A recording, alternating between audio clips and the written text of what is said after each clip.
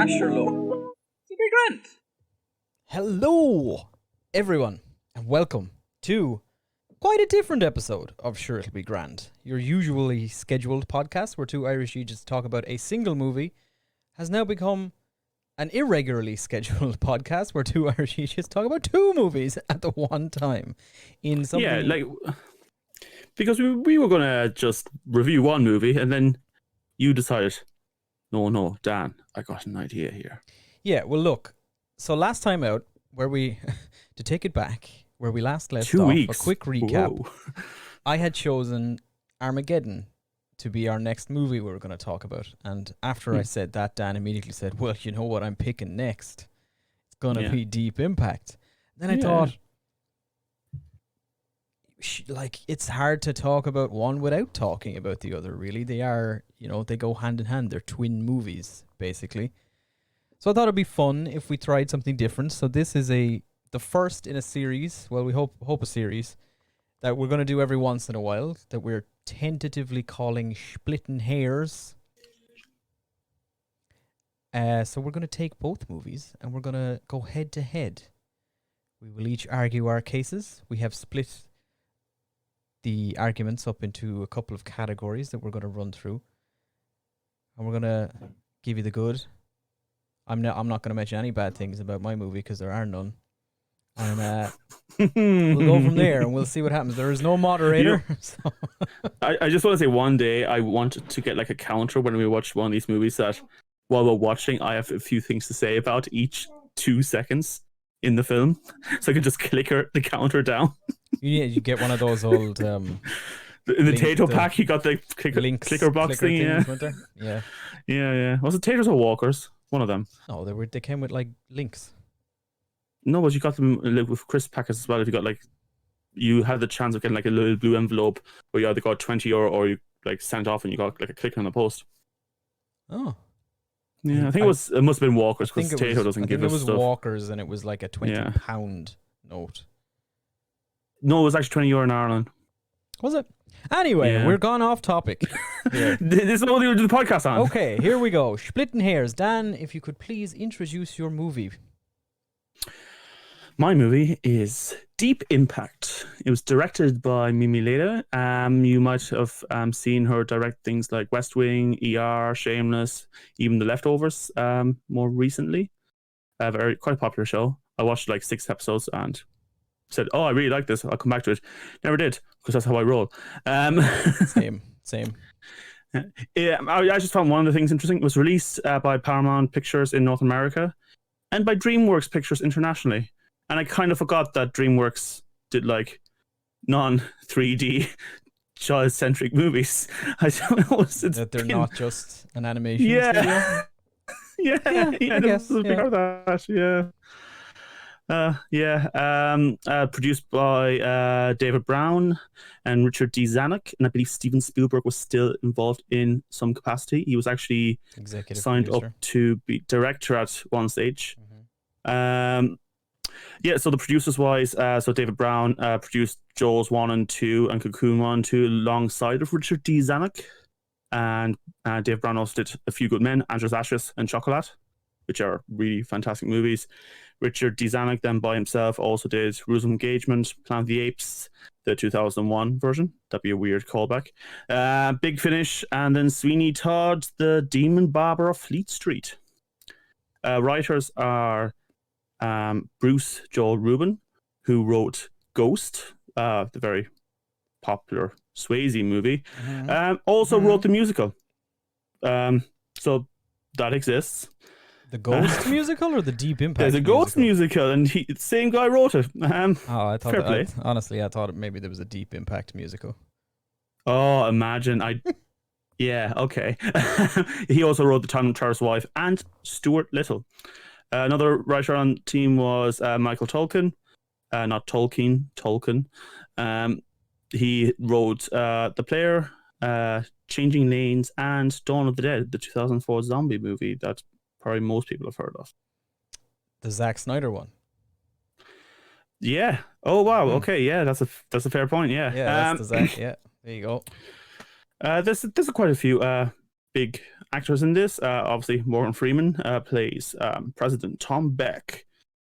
Apparently, the studio, so the director movie later was in talks with some of the heads of the studio, and they went like, "No, look, we can't put a black president in," because she wanted Morgan Freeman in. And said, "Look, we're not doing science fiction, and we're not, so we can't have a black president in this." And it's like, first of all, the first part is like, it wasn't really science fiction. There was a black president 10 years later. And second of all, it is science fiction. Like, Deep Impact is a sci-fi movie.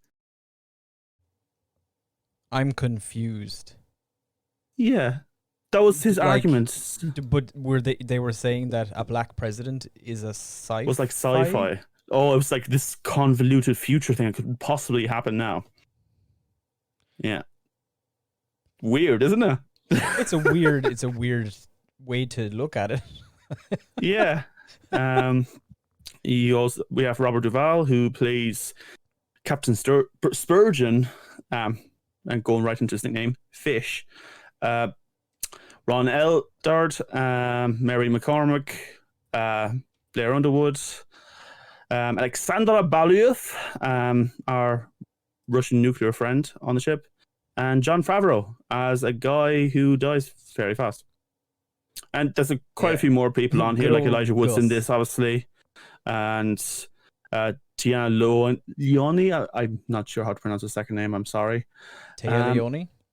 Yeah, exactly. And yeah, there's quite a few. We could keep going, but had a pretty impressive cast, I think. I mean, in and of itself. However, okay. But before we get into that, okay, let me just finish. Fine. There were some similarities as well. There was a program at NASA called Deep Impact, which was basically investigation mission to take pictures of some comets and like collide themselves into the core of asteroids to like learn things from it. And apparently they're unrelated. They just came up with the name at the same time, the movie and the NASA project. They just went, oh yeah, Deep Impact. That sounds like a good thing to call this thing. It's a cool name. It's a pretty cool name. Yeah. Here's the thing. It got loads of sales because, so just before the movie's release, an astronomer found an asteroid about 1 mile across, and they said, yeah, this is going to impact Earth. And people lost their shit and really want to watch this movie, I guess, because they'd learn something. But yeah, then like a whole bunch of other astronomers came along like, yeah, no, it's not going to hit. And all right. Oh well. Yeah. All that, what a trip to the cinema wasted. Yeah, I watched that stupid movie from nothing. Anyway, I had to sit through Deep Impact, and we're not going to be hit by an asteroid. Yeah. But yeah, so that's everything from me. Now you can introduce that thing you call a movie. My movie is 1998's Armageddon. The best, biggest, bravest, boldest asteroid movie of them all. You talk about money. Armageddon was the highest grossing movie of 1998. It sure was. I like to imagine this is where the universe split into the good path and the bad path. We entered the darkest timeline, and Armageddon, Michael Bay's monstrosity of Armageddon, was a screenplay by J.J. Abrams. So you've got two titans of industry colliding together. Yeah. You talk about a Deep Impact's cast. Armageddon had Bruce Willis, Billy Bob Thornton, Liv Tyler, Ben Affleck, Will Patton, Keith David, Steve Buscemi, Owen Wilson, Michael Clarke Duncan, Jessica Steen.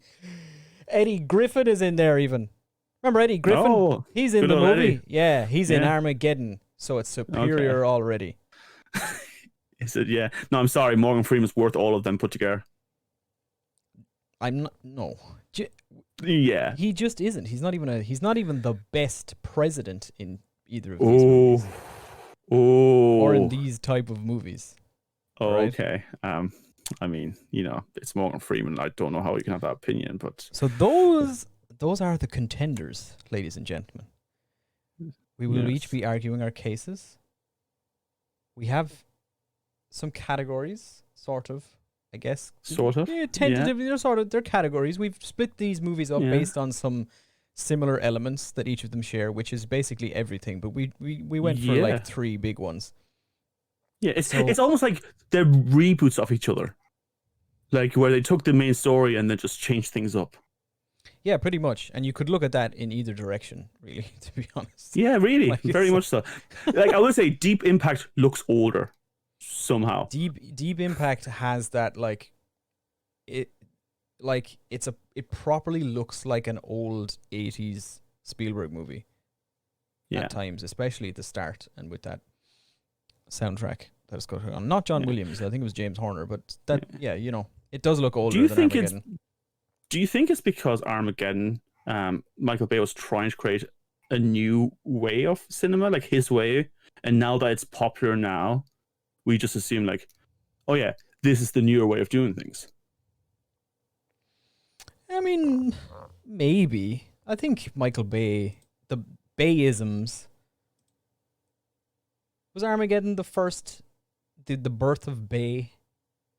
I know it wasn't his first movie, but is this where where he became a man? Where he was in the movie as well. It's only his 3rd movie. Like prior to Armageddon, he'd done Bad Boys, which is a classic, and The Rock, which is also a great movie. Yeah, so he was on a roll. And after Armageddon, he did fucking Pearl Harbor. All right. He did do that, didn't he? Yeah, it wasn't until he did like The Island that shit got a bit weird with Michael Bay. Yeah, I mean, no. Look. Let's be fair. Armageddon is a bit weird. Look, we're blowing our load here. Okay, early, we're blowing our load. It's in the intro. Yes, go on. All right, here we go. Intro completed, sir. We are diving into the first of our categories, and we're going to talk about the asteroid. But the comet we discovered is the size of New York City. It's the size of Texas, Mr. President. It is the size of Texas, Mr. President. Point number 1 in Armageddon's favor. My asteroid is bigger. Yeah, just to say though, Morgan Freeman literally corrected you there. Well, the comet, the asteroid was. Corrected me? Yeah, you went, and now we're going to talk about the section which is called the comet. And literally, Morgan Freeman went, the asteroid is. I didn't say the comet. You did, yeah. I didn't. You did, yeah. You did. Okay, well, we'll view the tape. And you'll know it straight away because you've been listening. Yeah, true. No, I'll edit it out. I'll correct myself. Record myself saying asteroid over the top. And then the asteroid. Yeah, me in a complete monotone. The asteroid. Highly pronounced. I'll let you go first with this one. Already started. Point number 1. The asteroid in Armageddon is bigger, therefore it's better. That is how things work. My asteroid is the size of Texas. Yours is only the size of like half of New York City, half of Manhattan. It's actually Manhattan Island, size of Manhattan Island. It's not the full size of the island. That's what they said. 11 kilometers. He says no. Morgan Freeman specifically says it's about 6 miles long, and then 7 miles. He specifically states it's from the tip of Central Park down to the Battery, which is not the full length of Manhattan. All right, I'm sorry, Mr. I was in New York. Listen, if you'd done your research, clearly you haven't. I mean, you'd know either way, you'd know Texas is bigger than Manhattan. Yeah, I know. I'm not arguing the size. Well, like who won the size? Am I? Bigger is better. All right, my asteroid's bigger and it's scarier and it's louder and it's. I mean, more sexy. Okay, I'm just saying, like they're both terrifyingly large, and they're both going to wipe out humanity. Like at one stage, like this is the whole problem. He had to go like, "Oh, it's the size of Texas." Didn't have to say that. You could have just dinosaur level. That would have been enough. But no. But he says that too. All right. He specifically says that it's like, the asteroid that killed the dinosaurs was only about 7 miles long. Yes. This one's the size of Texas, Mr. President, says Billy Bob Thornton, head of NASA. Yeah. All right. You can't. But you know, I'm just saying, it seems a bit unnecessary. It seems like overkill. Almost like that's what's fashioned all of Michael Bay's movies forever. Well, yeah, sure. It's not a point against Michael Bay to say he does things that are unnecessary. Hold on. But it just makes this, like a 7-kilometer long asteroid. It's like saying, oh, that's mild. That's mild. That's not enough. That's not over the top, all right? It is.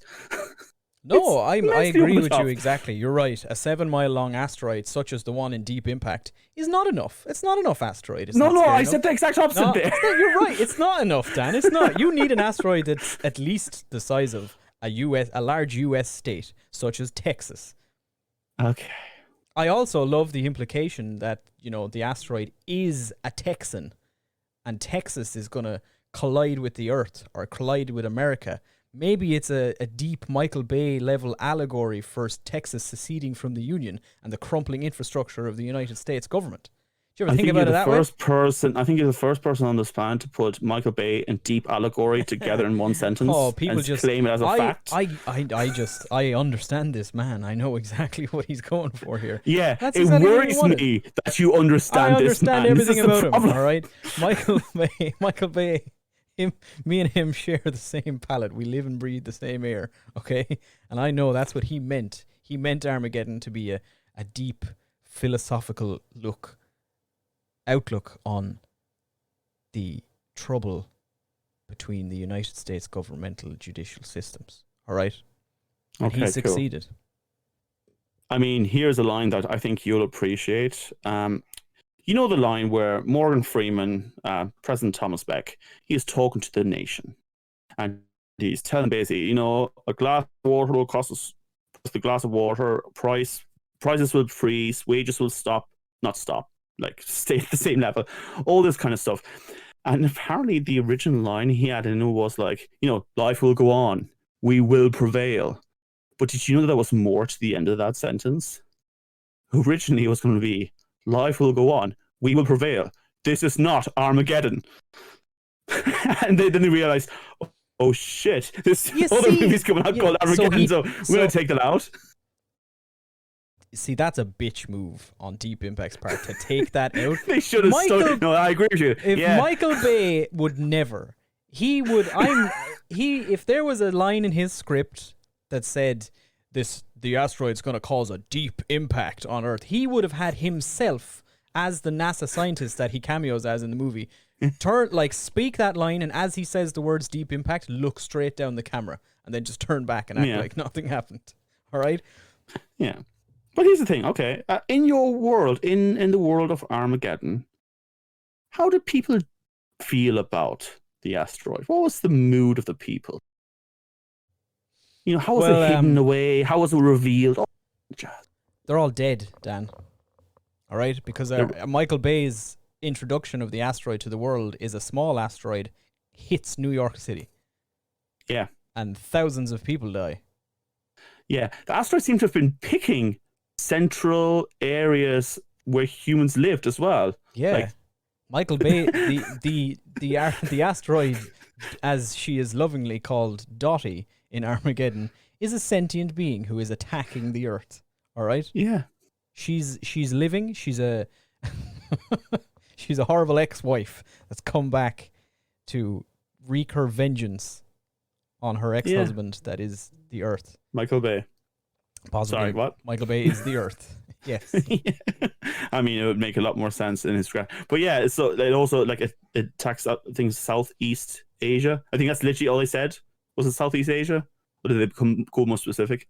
I think it's Taiwan, but I don't know. Taiwan, yeah. I don't know if they were that. If it's Taiwan, they really made Taiwan look really, really old. Paris. It hits Paris too. Yeah. Bits of it hit Paris. Yeah. It's interesting because when I was doing the research, apparently Deep Impact is DeGrasse Tyson's one of his favorite science movies. He actually thinks the science was really done well in this. Yeah, see, that's a negative point. Yeah, see, I knew you'd say that, but because I don't like him. Yes, he's a scientist. He's also a fucking asshole. Yeah, but he is a scientist who was judging movies on science, and I don't agree with him in a lot of things. Yeah, but we're not talking about the science section yet. That's later, sir. Yes. Yeah, but no, this is related to what we were just saying. Like, he did say the majority of the planet is covered in water. And at no stage do any of the asteroids hit the water in your wonderful Armageddon movie.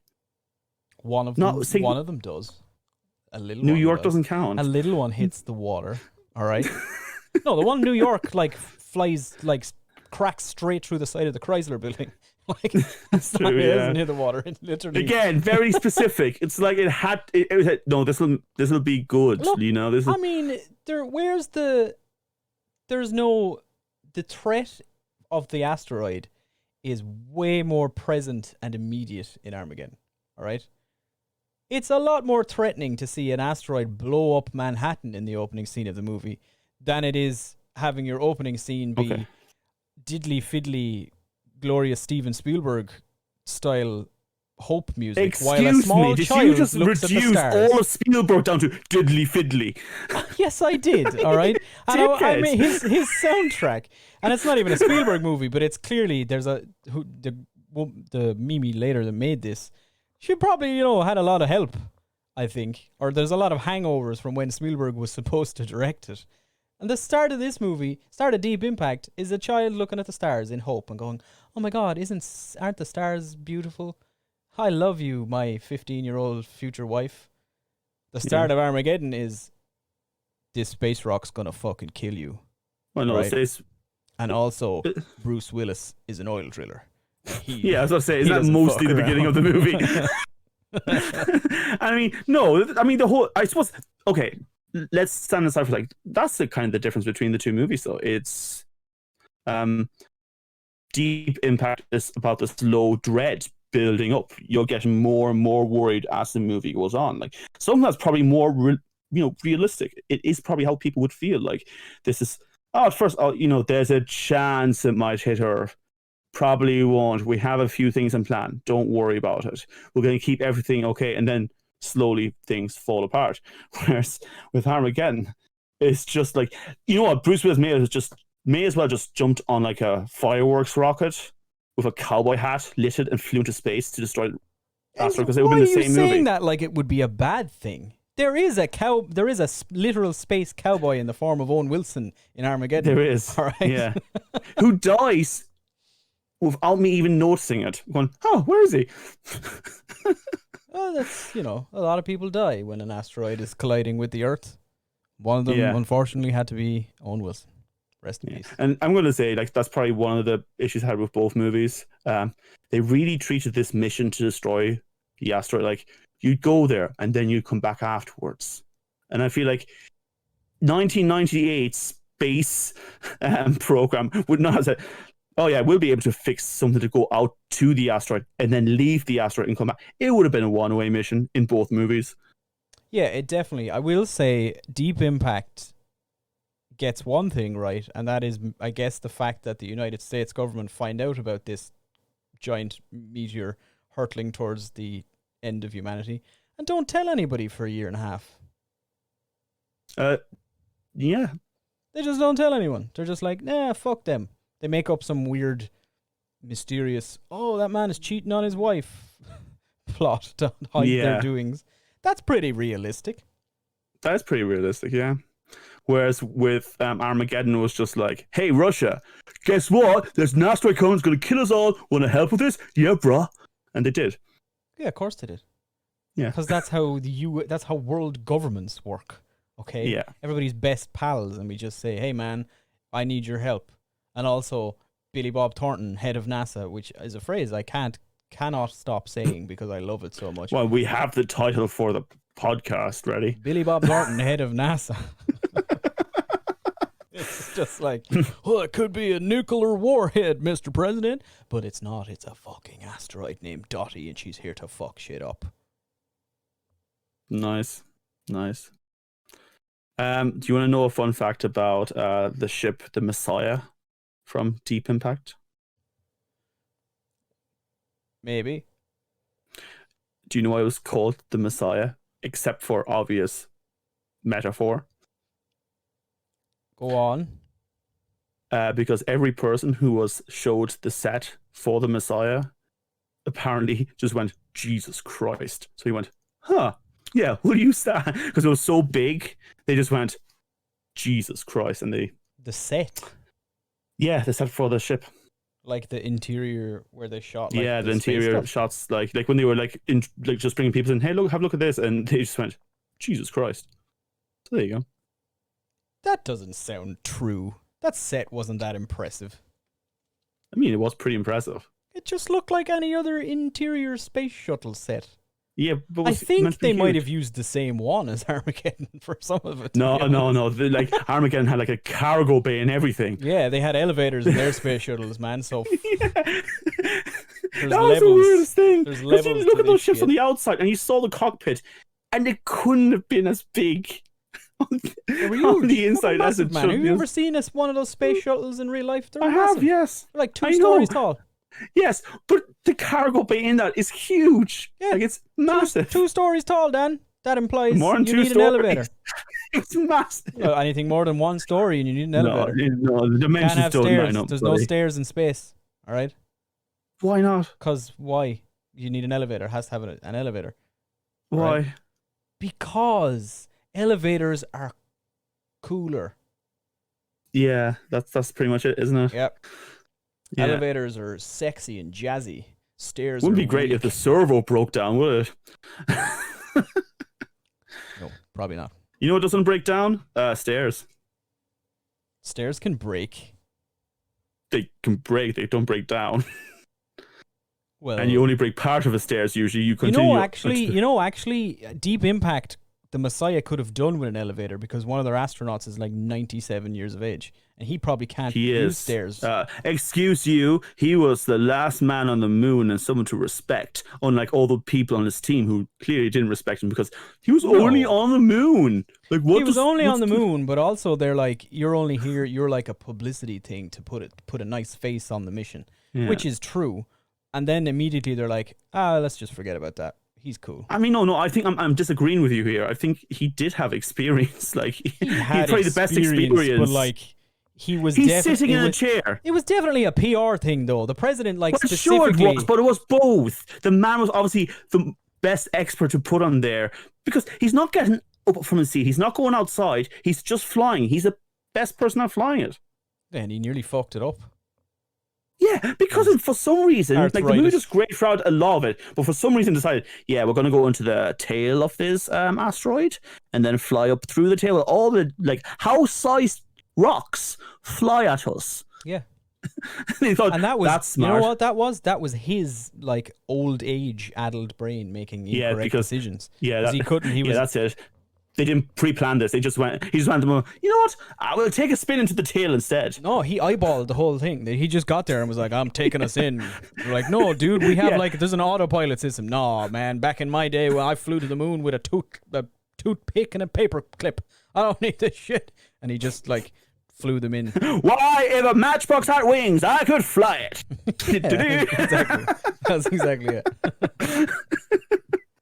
Yeah. Which. Before we go any further into this, I guess that brings us to category 2, the heroes. If I do this, I'm going to want to take my own men. You got it. This is the crew that will stop the comet. All right, Dan, tell me about your movie's heroes.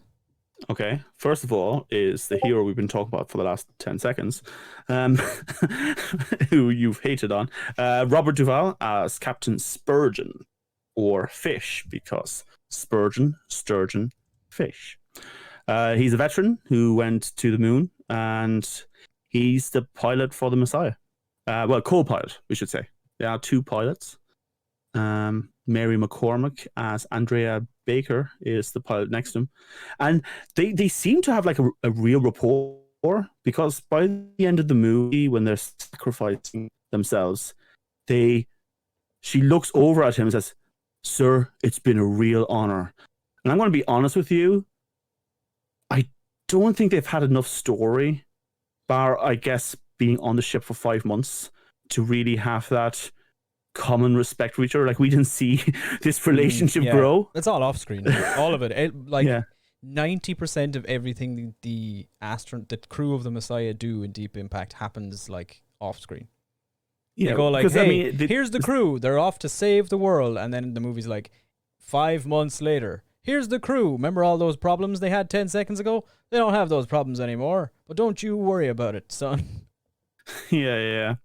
There's also Ron Eldard. He is the Commander Oren Monash, who is mission commander for the Messiah, and he's also the blind guy, the guy who gets blinded on the surface while Jon Favreau gets, asteroided. Blown into space.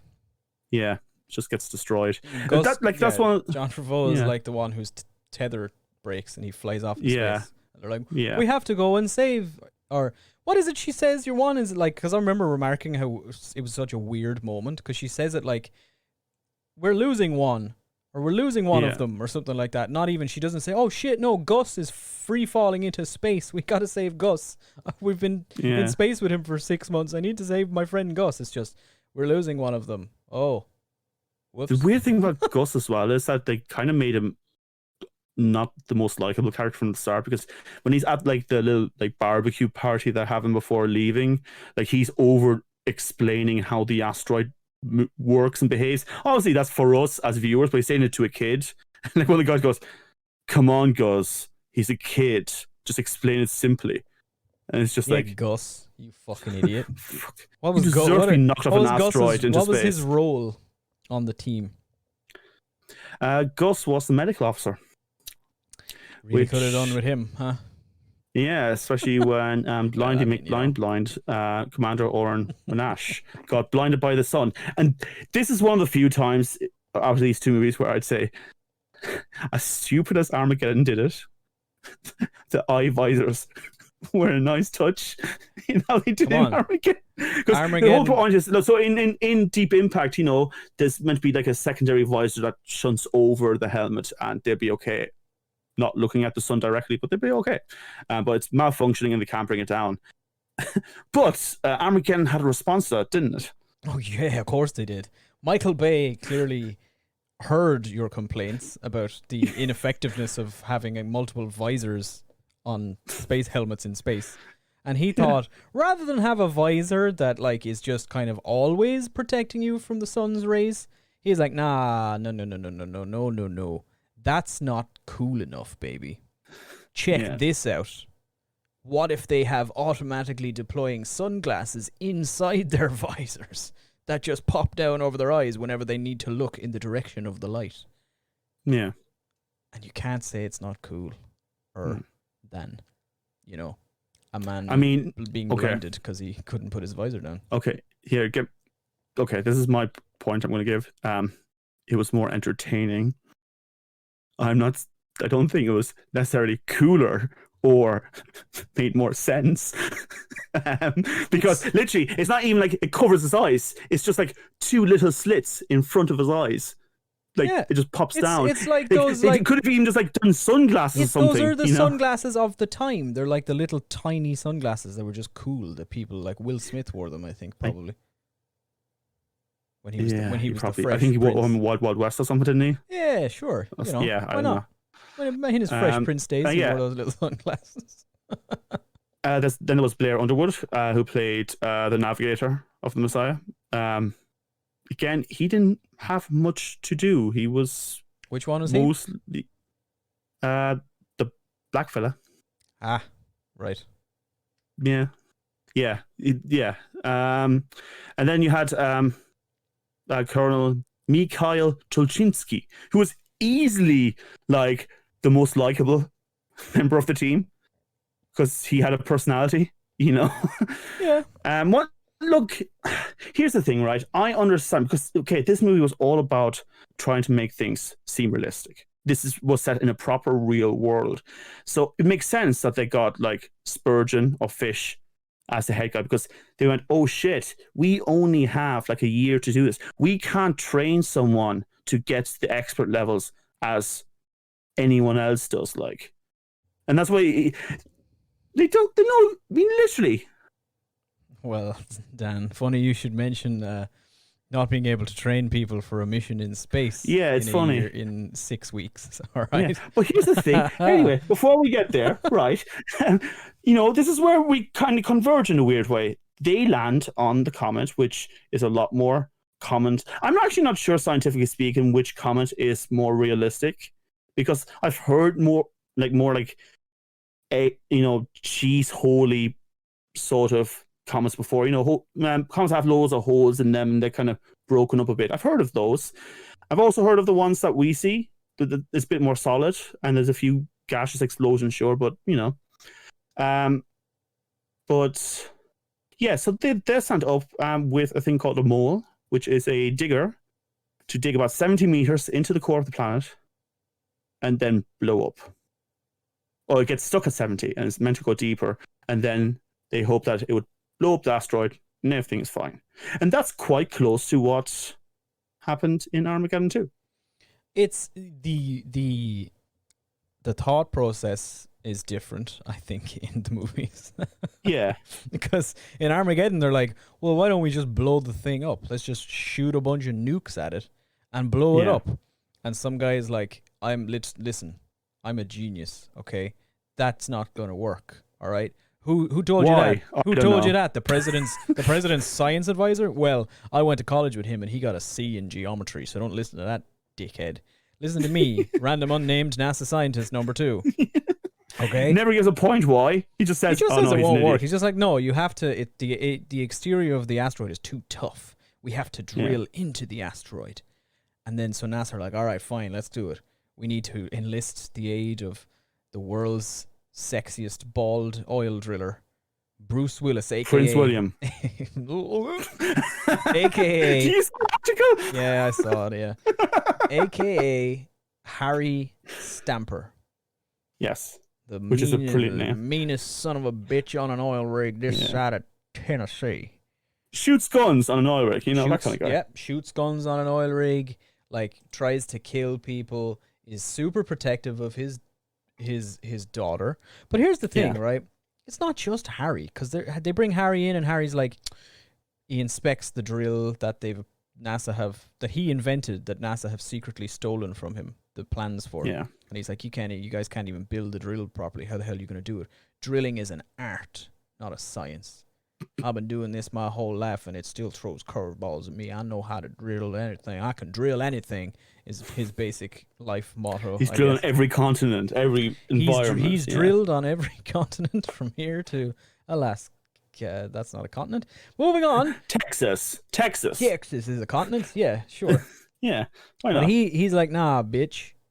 If I'm gonna do this, I need my own people. You NASA, you astronaut boys might be pretty smart, but you don't know how to drill. I can't teach you my entire life's experience in drilling in 6 weeks. They'll get us there, and I'll do the drilling. Me and my team. So now he has a whole fucking slew of just. It's a cast of characters. That's the word I was trying to think. No, you actually got it wrong. It's a cast of cartoon characters. Yeah, who gives a shit? They're characters. Listen to these people, all right? They all get their own superhero entrance too. My movie, Armageddon, has a montage where the U.S. government is flying around America trying to find these people because they're all off. Bruce Willis is like, yeah, once they leave the oil rig, they all kind of tend to disappear and do their own thing. And they're all mental. You've got Michael Clark Duncan, who is your big dumb guy who's kind of fun, but he's really on a chase with some cops. He's just being chased by the police. You've got Owen Wilson as a cowboy dude who's a cowboy. Sorry, I should say Michael Clark Duncan's character's name is Bear. By the way. Because, I mean, of course it is. A bear would be terrified of him. I mean, of course it is. Why would it not be that? Owen Wilson's cowboy character, he's a cowboy who is a cowboy, and his name is Oscar Choice, and he wears a cowboy hat and he makes a Star Wars reference, and he's pretty damn smart. And you find him, where would a cowboy be, Dan? Why, he's riding a horse with a lasso through some open prairie fields, because he's a cowboy, remember? You've got... it's actually less of a Avengers intro now. I'm thinking it's more and more like an anime intro. Find all the shonen protagonists. I mean, sure, of course. Michael Bay, noted anime buff, probably. You've got Will Patton plays Harry Stamper's right hand man / best friend. This is where it gets dodgy. Charles right, this is his name, Charles Chick Chappie. Yeah. Right? Incredible name. Doesn't suit him. All right? Doesn't suit him, Who, though. like, is just kind of there to agree with everything Harry Stamper says and give really odd line deliveries. And also you find out he's not legally allowed to see his son anymore, but we don't know why. We're never told ever. He's just there. But apparently saving the planet is good enough for that to be forgiven. Yeah, you know, maybe it was in his list of demands that they give the US government for things that they want. I want my child. Give me my child back. I don't know, man. We saw the court order. Give me my damn child back. And next to him, all right, you've got Ben Affleck, of course. Young stud Ben Affleck plays loose cannon AJ Frost, who's button heads with, who's the most naturally gifted oil driller Bruce Willis has ever seen.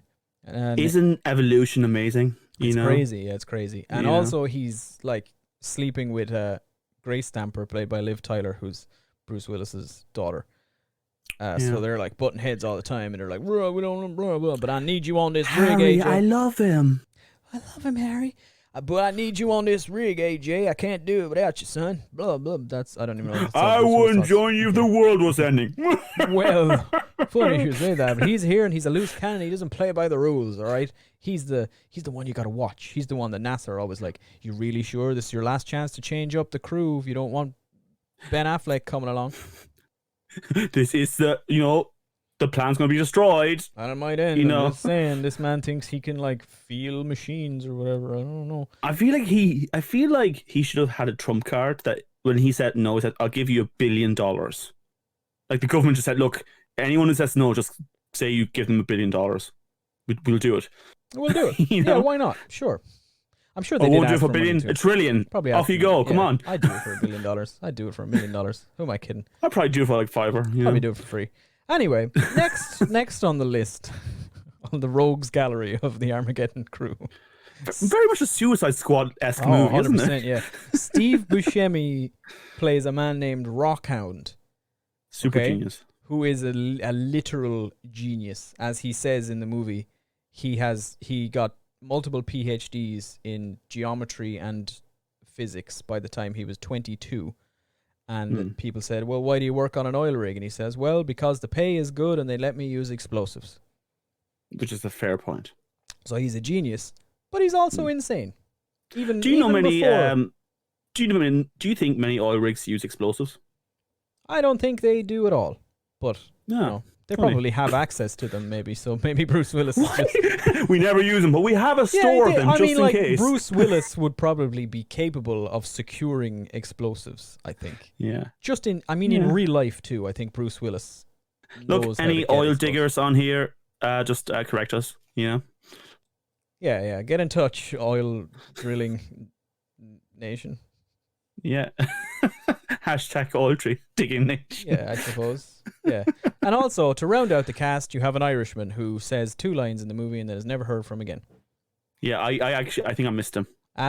You mentioned him and I went, what? No, he's there. He's 100%. He's part of the crew at the start and he speaks and he has like a Northern Irish accent. He's like a Belfast accent.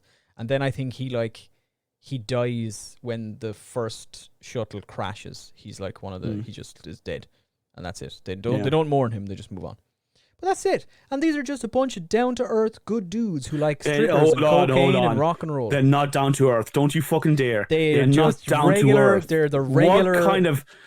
They are the regular American man who likes cocaine and strippers and naked ladies and making inappropriate jokes and blowing stuff up. They are... And get space dementia. They are the Michael Bay... average man. Version of the average Joe. That's what these people are. And boy, gosh, does this movie glorify every fucking thing they do. And America. Of course, America. I mean, America's... You don't think Deep Impact glorifies America? No, not as much. I think it had much more of the 90s America. Okay. All right, here's just... Okay. Nothing in Deep Impact is as much as it is Armageddon. I know. I'm just saying, like, Deep Impact is kind of like 90s America view of itself, whereas Armageddon is 2020's view of itself. So the 90s were a lot more reserved. So, it didn't go up on the whole America is going to invade Iraq and save the day and defeat the terrorists. That whole, America's always been a lot about itself, but it really steeped up in the 2000s. And I guess what you're saying is Michael Bay and Armageddon are so culturally important that they changed America's opinion of itself. Yeah, they caused 9/11. Michael Bay caused the Iraq War.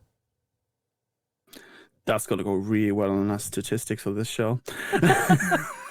Woo! We've hit the trifecta there. We don't mention the war. Don't mention it. Anyway, I mean, we were going to mention the Twin Towers eventually because it's in Deep Impact. They get destroyed in both, but Armageddon was the only one sensitive enough to edit it out afterwards. Deep Impact actually has it edited out for a lot of the versions. No, they don't. Yes, they do. No, you're wrong. I mean, they do. Yeah, maybe they do. All right, but I mean, Michael. I think it's incredible that Michael Bay even reined himself in enough to edit that one clip of the Twin Towers exploding out of his movie about the world exploding. Yeah, yeah. So fair play to him. Well, there you go. Those are your plucky team of heroes, I suppose, from each team. These are the astronauts. These are the people chosen in the movies to save the world. I guess you guys tell us which you prefer. I mean, I know what they're going to say. They're all going to go with yours because you hype them up to insanity levels. I was trying to give the real people. You can listen, man. That's not on me if you don't hype up your heroes. I don't have to hype them up. Heroes don't need to be hyped up. No, of course they do, man. There you go. They're heroes. They don't, because they're heroes already. They do not have to be hyped. If they have to be hyped, they're not really that great as heroes in the first place. That's the whole point of hyping things up. No. What they deserve is praise and admiration and adulation, which my heroes have been given. Yours get jack shit. I mean, I was trying to explain it, and you went, nah, he's just an old fella because NASA like that. Yeah, it's called an argument, Dan. It's not an argument, though, because you just kept on saying the same thing, even though it's giving you other points. You went, no, he's old. It definitely was that. Yeah. There's not an argument. It is an argument. I'm not going to agree with a word you say. Moving swiftly on to the... I'm muting you. Moving swiftly on to the next section. Next up.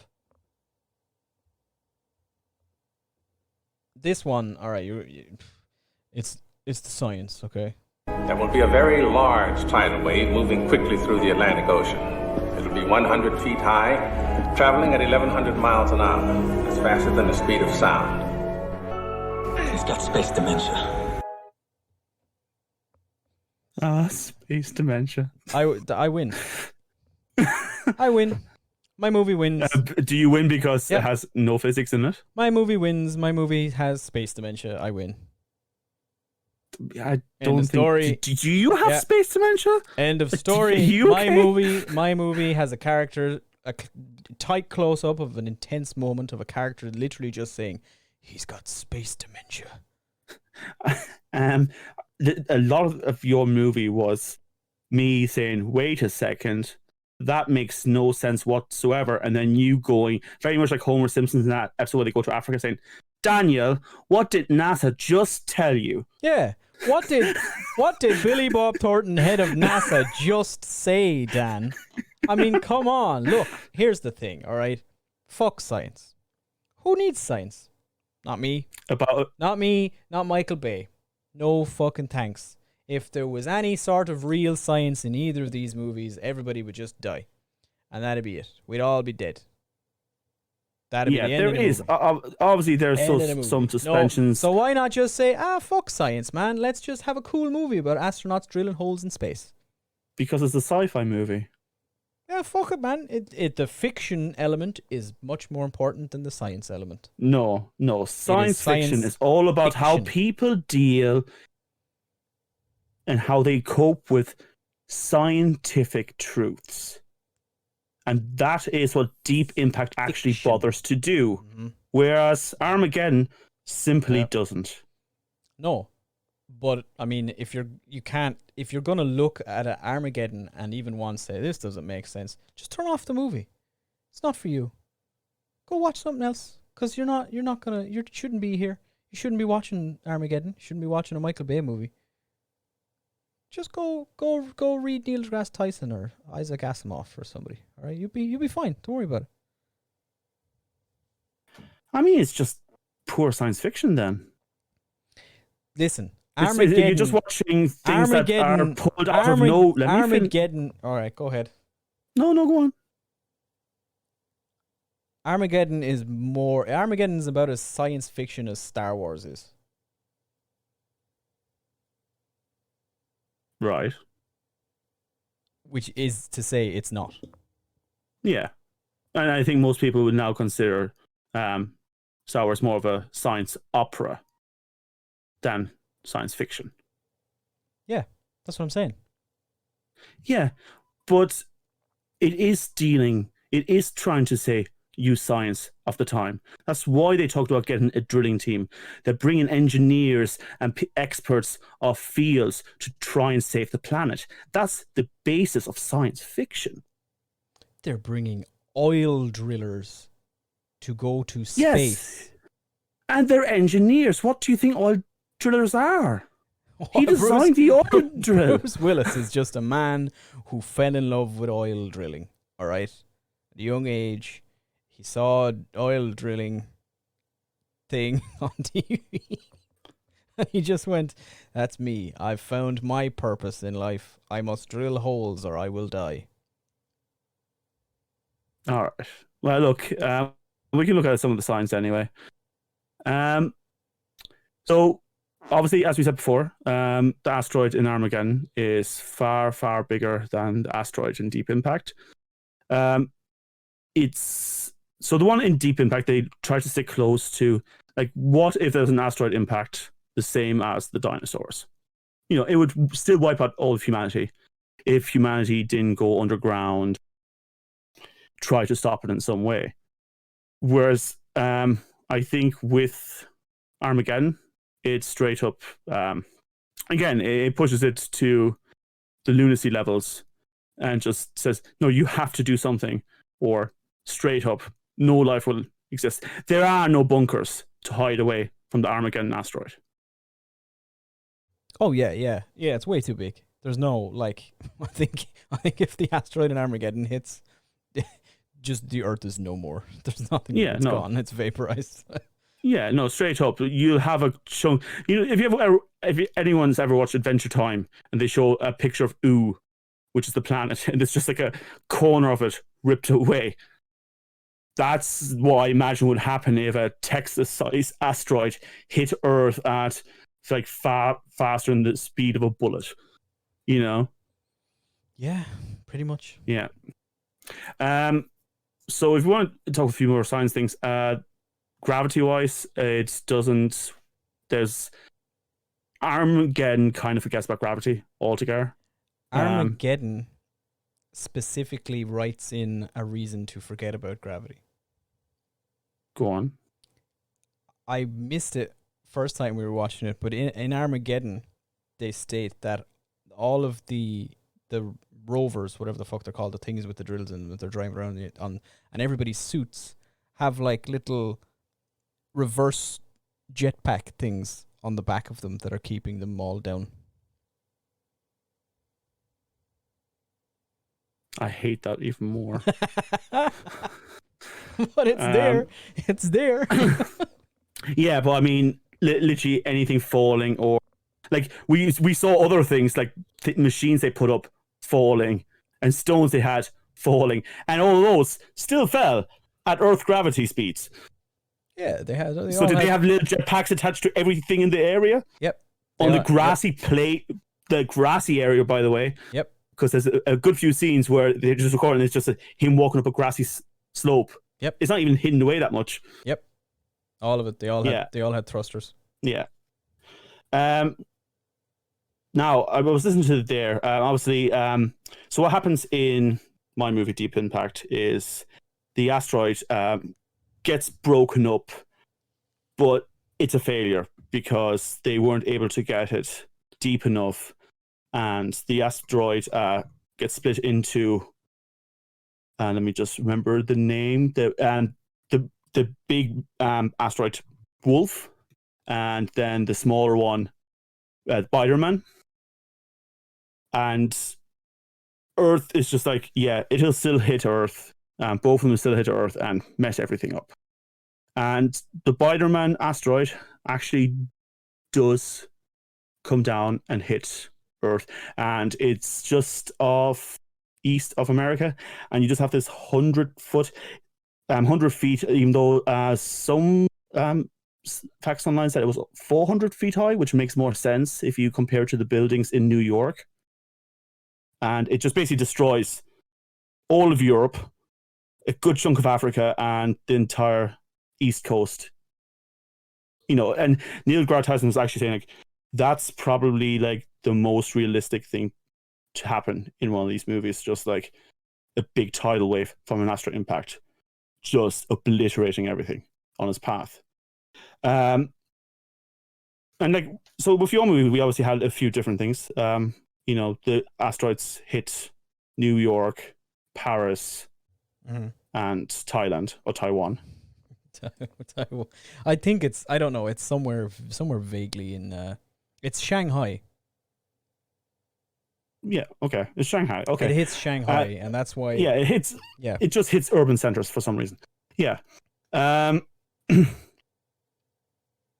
yeah, so, you know, the rest of the movie, we kind of have. So what happens in your movie is that there's two ships that went there, and they were split up, and the one ahead fails at its mission, and it's like, we're screwed. We can't do anything then.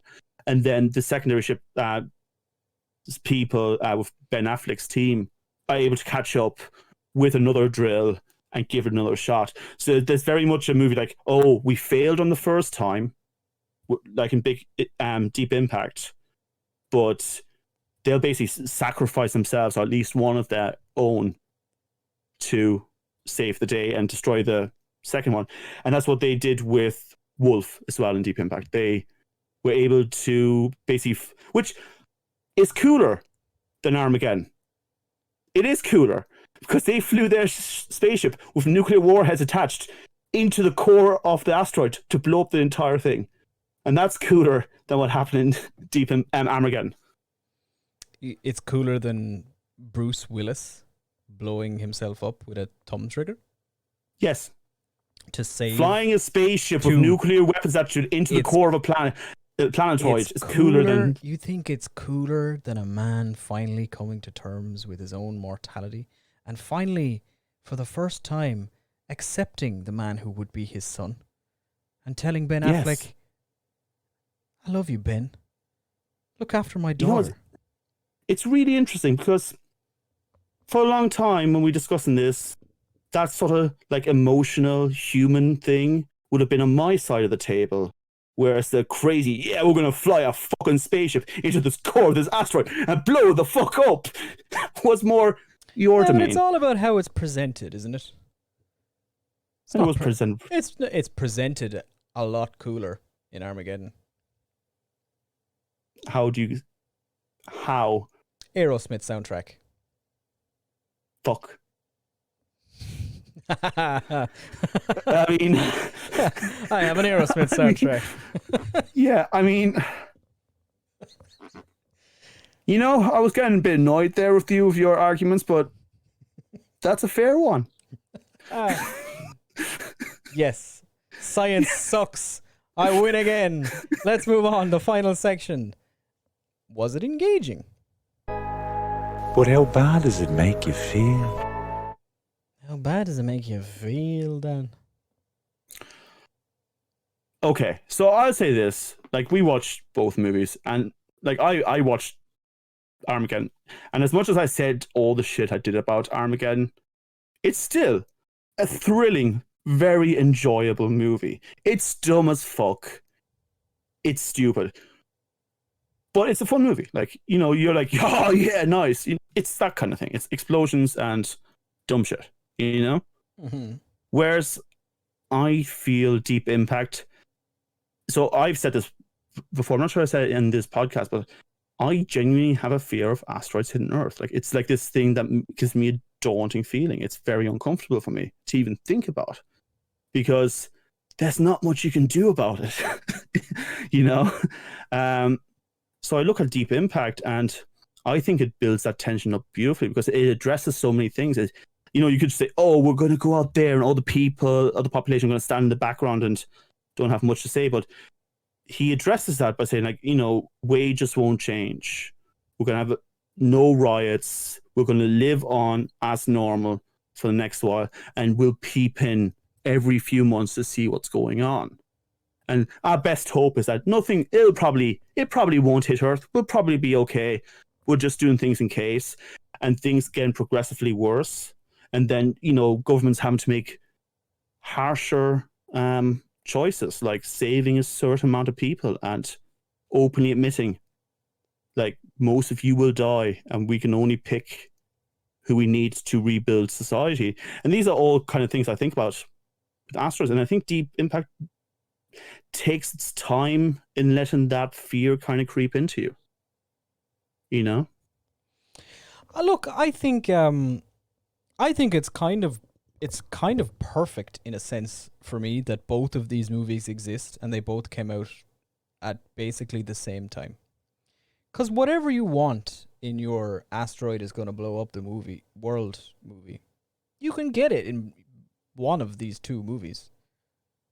Yeah. Like, it depends, if you want slapping soundtracks and cowboys blowing up fucking asteroids and drilling oil and sexy babes and all that freedom shit, you can watch Armageddon. If you are interested in the other stuff, you can watch Deep Impact.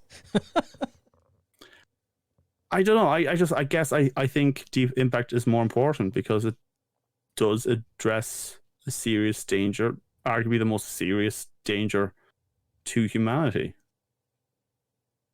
Whereas I think Armageddon makes light of it and goes past it. Like, you never, at no stage in Armageddon do you fear for anything. And you can even argue in Deep Impact, they didn't really succeed fully. I mean, they didn't in Armageddon really either. Why not?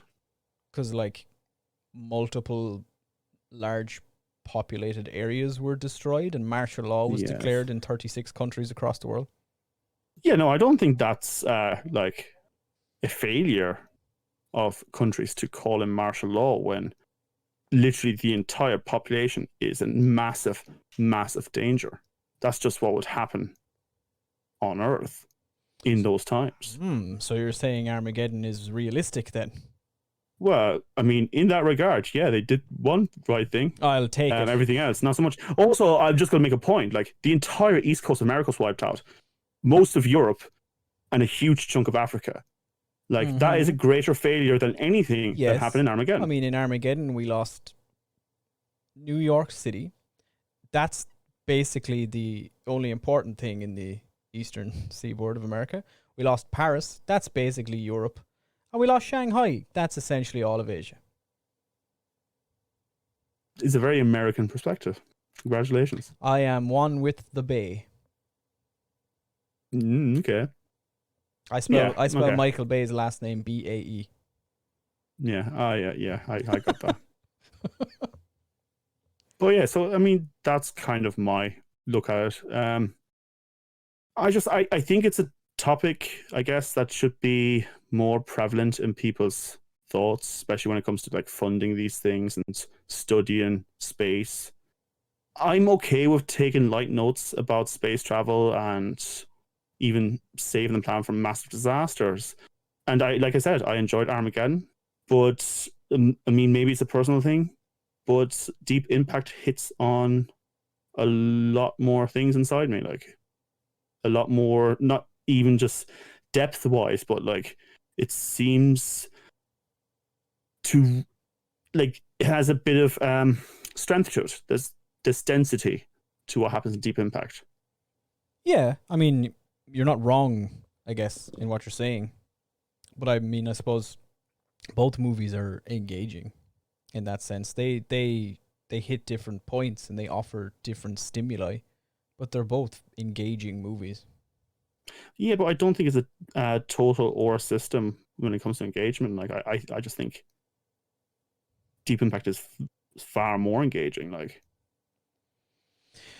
well, I'm on Armageddon's side, as I must be, as it is my movie. yeah, but like on a human level, on a science level, you know, I mean, we didn't even come across like I don't think the casting was done great for Jenny, but even her feelings towards her father and mother, and the concept of dealing with suicide during a massive disaster like this and forgiving the people that you love and reuniting and being with who you are. It's a very, very human story.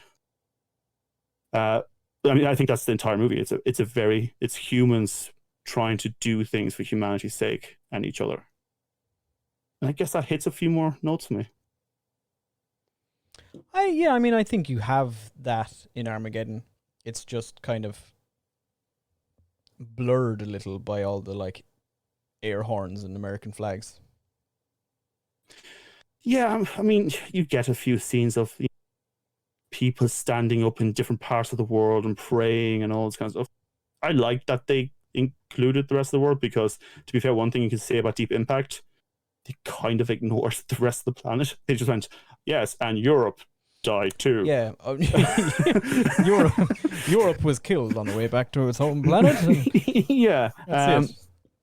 Yeah, and I mean maybe that's why I liked the Russian fella so much in Deep Impact, because he actually showed a bit of international influence there. You know, I think you can probably boil down each movie's core philosophies to their depiction of their Russian character.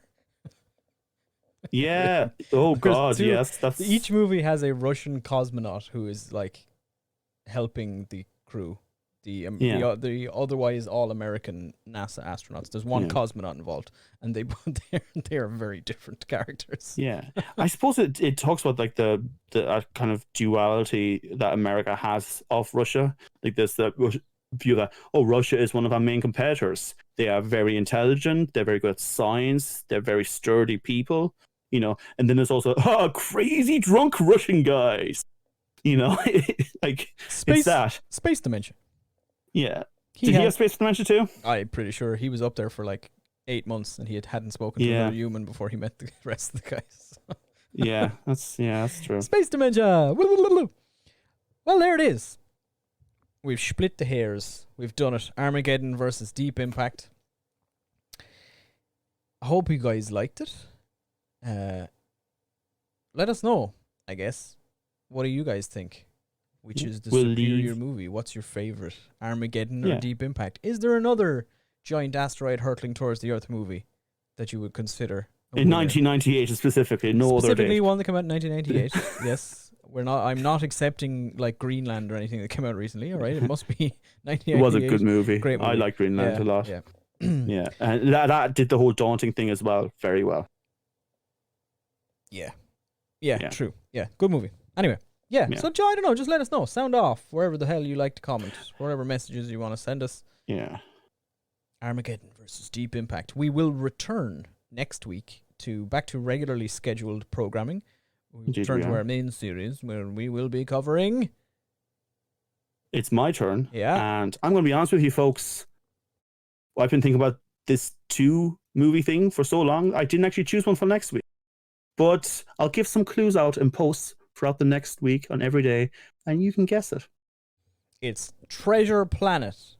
God damn it! How did you know? It's not. It's not. It's not. All right, it's there Deep it is. Impact 2. This time, it's personal. They decided to take a note out of Armageddon. They saw the monetary, like how much more money Armageddon made. They're like, shit, we've got to make changes for the second one. Bring in Bruce Willis. No, Barack Obama with his father, Morgan Freeman, they're like ancestry presidents, both go to space to fight the asteroid themselves. Giant mech suits. Yeah, I'd watch it. Pacific Impact. Deep. Yeah. Oh, I was about to say deep, the other word there, but I'm not gonna finish that sentence. All right, there it is. No. Let us know. We will be back. Dan will send out those posts. As always, thank you everyone for listening. Please like, share, subscribe, send us money, t-shirts, whatever the stuff. Speaking of, shout out to the main man Ricky for sending us some lovely T-shirts recently. Yeah, they were awesome. Podcast name. See, the rest of you suck. You have to keep your game up. You guys really need to step it up and send us hoodies or something. Maybe, I don't know. Yeah, that's it from me. And that's it from me. Later, nerds.